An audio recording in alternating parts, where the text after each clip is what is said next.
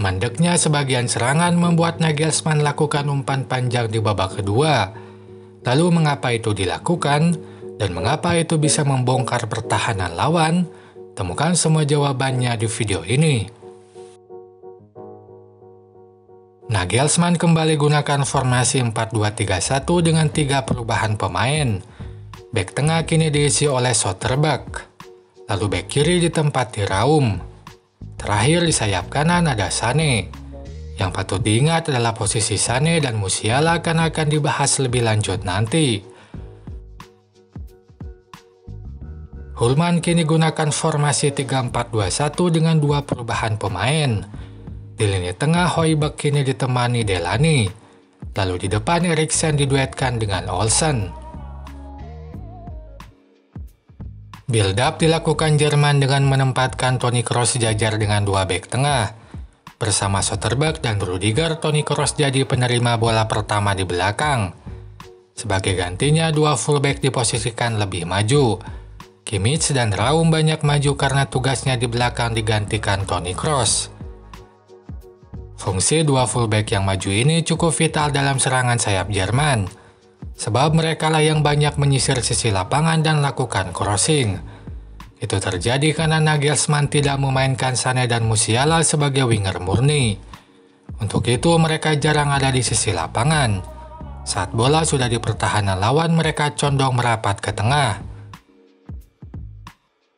Hal yang sama pun terjadi saat build up masih dilakukan di tengah. Sané dan Musiala tidak di sisi lapangan dan justru ada di tengah. Mereka banyak main lebih dalam ikut lakukan kreasi di lini tengah, sehingga kembali sisi lapangan diisi oleh fullback. Hal ini pun tak hanya dilakukan saat bola sudah di tengah tapi saat masih di belakang.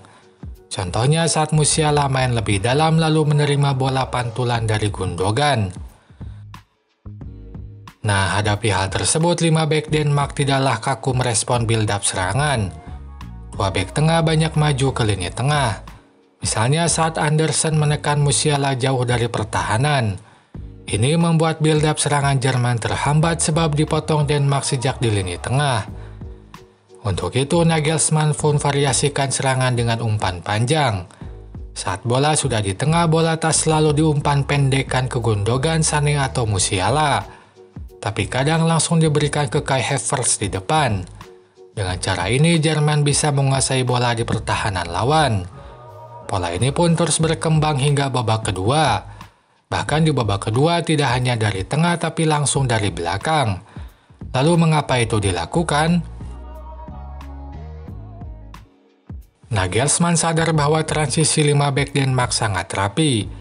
Meski 1 dari 5 bek kadang menekan ke tengah, tapi mereka bisa kembali lagi ke 5 bek tepat waktu, sehingga sulit bagi timnya untuk masuk ke pertahanan lawan. Untuk itu, build-up serangan dilakukan saat kelima bek ini tidak lengkap. Itu dilakukan dengan lakukan umpan panjang dari belakang.